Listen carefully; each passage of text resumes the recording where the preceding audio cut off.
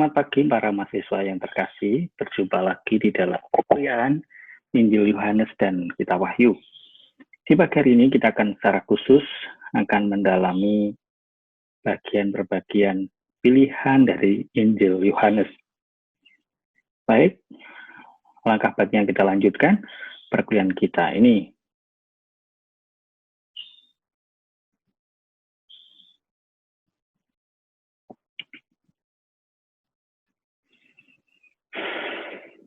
Tafsir Injil Yohanes. Tentu yang pertama-tama adalah ingat pendahuluan Injil Yohanes itu terdiri dari bab 1 ayat 1 sampai 51. Nah, pendahuluan Injil Yohanes biasanya yang dimaksud adalah prolog, yaitu Yohanes 1, 1, 18. Namun, bila dilihat secara teliti dapat kita simpulkan bahwa tidak hanya Yohanes 1, 1, 18 saja, tapi juga 1, 19, 51 mempunyai fungsi sebagai pengantar Injil Yohanes.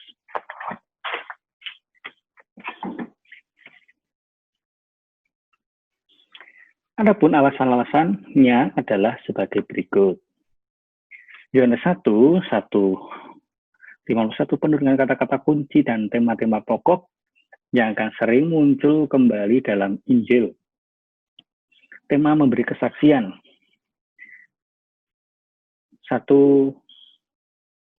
ayat 6 hingga 8, 15, ayat 1, 29 sampai 34 bisa kita bandingkan dengan Injil Yohanes 3, 25, 3, 26, Injil Yohanes 5, 19, 47.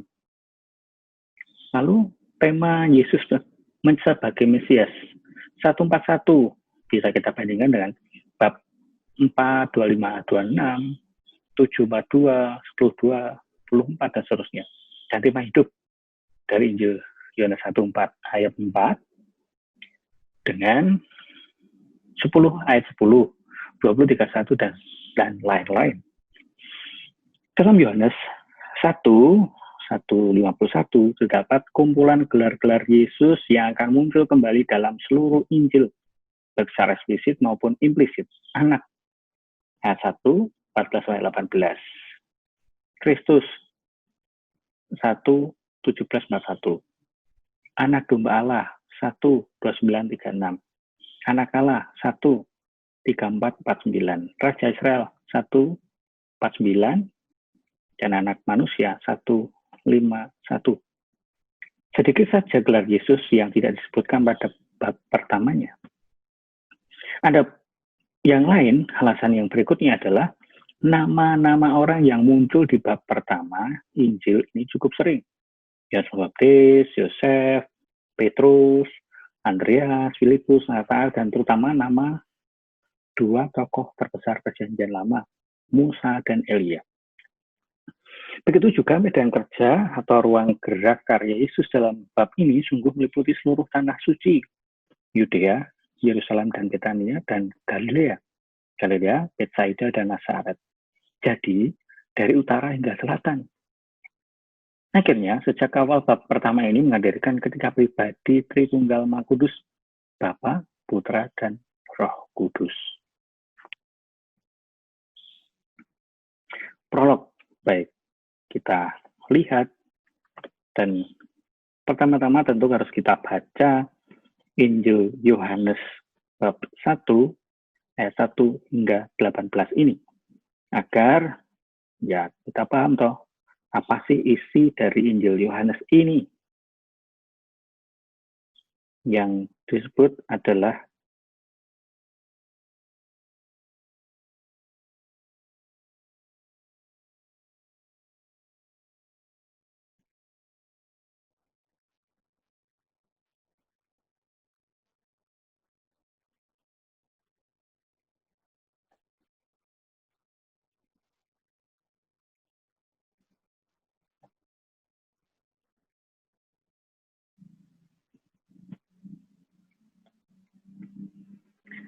pada mulanya adalah firman. Firman itu bersama-sama dengan Allah, dan firman itu adalah Allah. Ia pada mulanya bersama-sama dengan Allah. segala sesuatu jadikan oleh Dia, dan tanpa Dia tak ada sesuatu pun yang telah terjadi dari segala yang dijadikan. Dalam Dia ada hidup, dan hidup itu adalah terang manusia.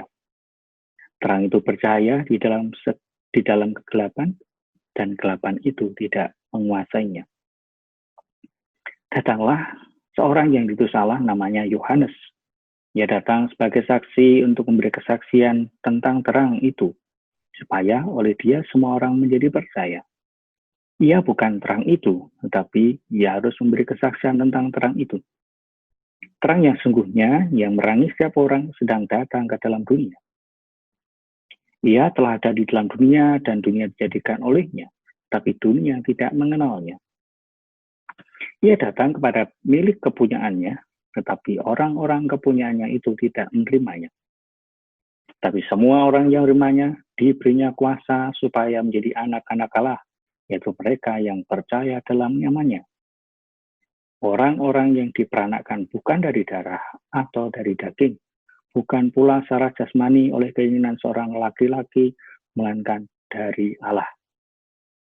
Firman itu telah menjadi manusia dan diam di antara kita, dan kita telah melihat kemuliaannya, yaitu kemuliaan yang diberikan kepadanya sebagai anak tunggal Bapa, penuh kasih karunia dan kebenaran. Yohanes memberi kesaksian tentang Dia dan berseru katanya, "Inilah Dia yang kumaksudkan ketika aku berkata, kemudian daripadaku akan datang Dia yang telah melalui aku, sebab Dia telah ada sebelum aku." Karena dari kepenuhannya, kita semua telah menerima kasih karunia demi kasih karunia. Sebab hukum Taurat diberikan oleh Musa, tapi kasih karunia dan kebenaran datang oleh Yesus Kristus. Tidak seorang pun yang pernah melihat Allah, tapi anak tunggal Allah yang ada di pangkuan Bapa, Dialah yang menyatakannya.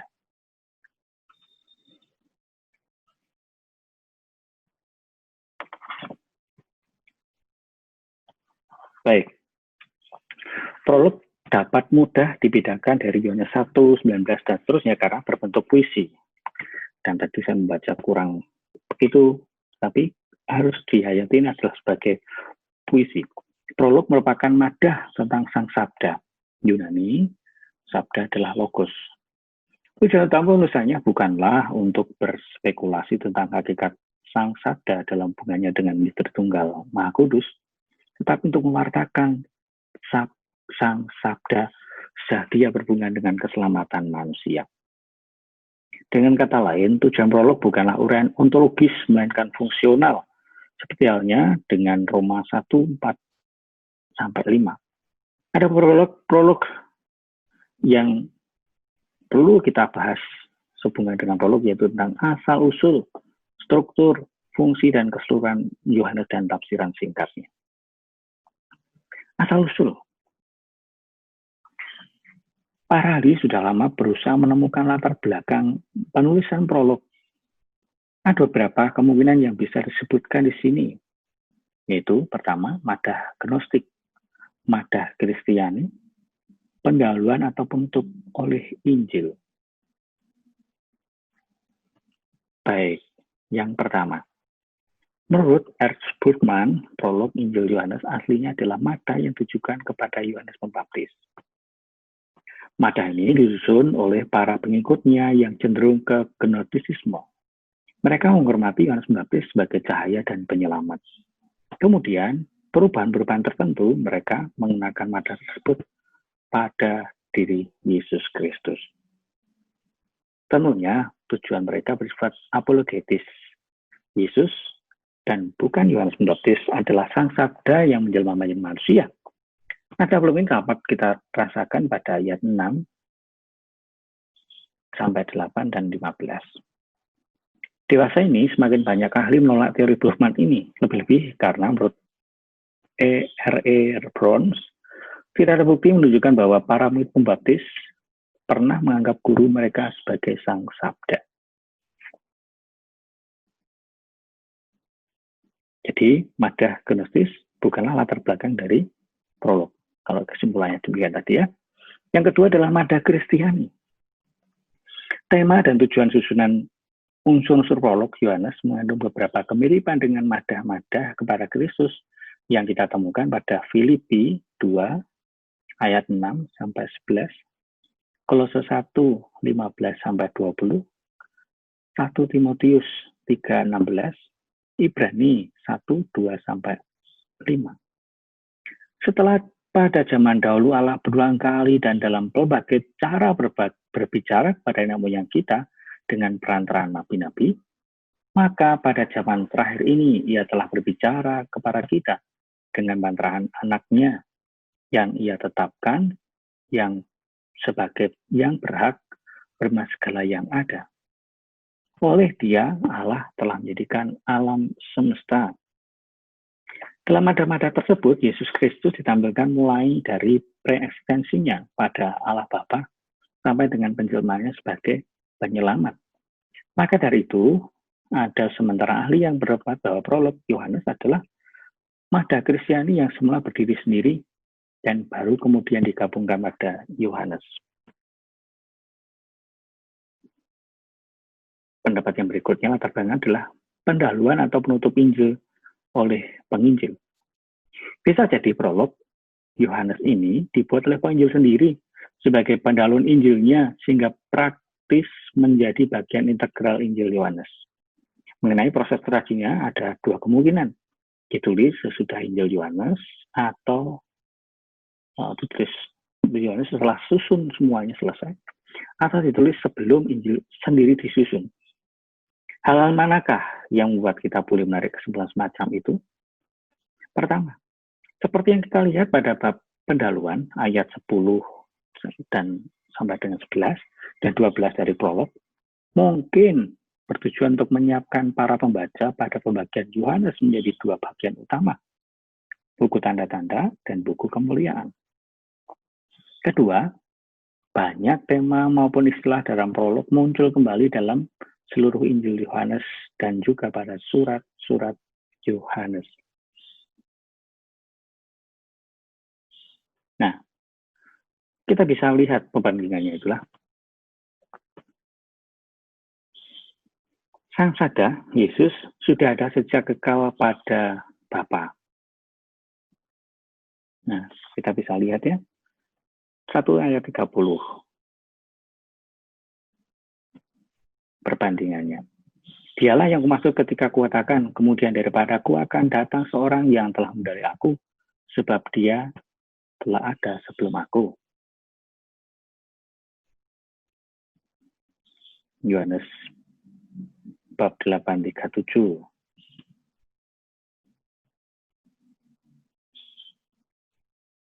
Aku tahu bahwa kamu adalah keturunan Abraham, tetapi kamu berusaha untuk membunuh aku, karena firmanku tidak beroleh tempat di dalam hatimu. Apa yang kulihat pada Bapa itulah yang kukatakan, demikian juga kamu berbuat tentang apa yang kamu dengar dari Bapamu. Dan seterusnya ya. Sang Sada Yesus adalah Allah.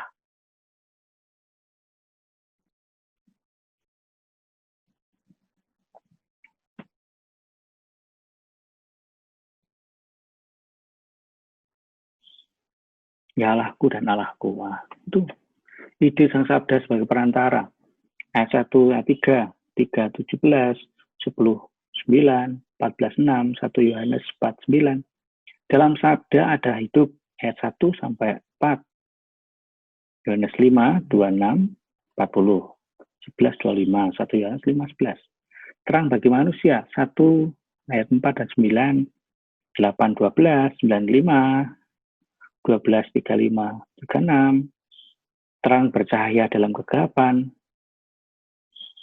ayat 1, 5, 9, 1 Yohanes 2, ayat 8. Kegelapan tak dapat melengkapnya, ayat 1, 5, 12, 35 misalnya. Kita lihat.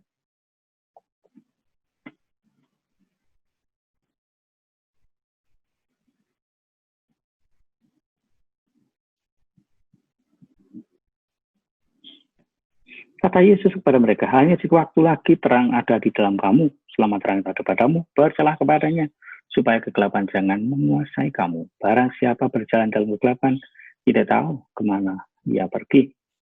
Percayalah kepada terang itu, selama terang itu ada padamu, supaya kamu menjadi anak-anak terang. Kesaksian Injil Yohanes, ayat 1, ayat 6-8, dan 15. Di bagian berikutnya juga demikian dikatakan, terang datang dalam dunia. Kita bisa lihat 3:19, 12:46, 6:14, 9:39, 11:27, 18:37. Dunia tidak mengenalnya. Ayat 1, ayat 10, 16, 3, 1 Yohanes 3, 1, ayat 6, bab 4, 18. Dunia tidak menerimanya. 1, ayat 11, bab 3, ayat 11, 5, 4, 3, 12, 4, 6. Percaya kepada namanya ayat 12, 2, 23, 3, 18, 1, ayat 3, bab 3, 23, 5, 13. Lalu dikatakan tentang anak Allah, dilahirkan dari Kristus, sabda menjadi daging, melihat kemuliaan anak tunggal, kebenaran dalam Kristus, tak seorang pun pernah melihat Allah. Yang ada di lampang kunapa, dialah yang mengatakan Bapa. Ini tema-tema yang selalu muncul kembali yang telah dituliskan dari prolog. Jadi, para mahasiswa yang terkasih bisa disimpulkan bahwa ternyata latar belakang dari Injil Yohanes sendiri adalah penutup atau ya pengantar, pendahuluan dari pengarang Injil Yohanes sendiri. Sehingga memungkinkan pemahaman bahwa ternyata prolog ini dibahas kembali. Sehingga bukan hanya ditempelkan, tapi sungguh dari pengarang Injil Yohanes. Baik, para mahasiswa yang terkasih, secara detail prolog kita akan bahas di berikutnya lebih mendalam dan baca kembali supaya paham semakin mendalam dan mungkin bisa menjadi pertanyaan-pertanyaan semakin mendalam. Oh iya ya, ternyata seperti layaknya seorang penulis pun memberikan pengantar yang baik sehingga orang yang membacanya mengerti, oh ya, inilah yang dituliskan oleh puisi ini dan sudah termaktub dalam pendahuluan. Seperti pesan skripsi yang baik tentu dalam mendalam ada dan isinya pun dibahas secara mendalam. Terima kasih, sampai ketemu lagi.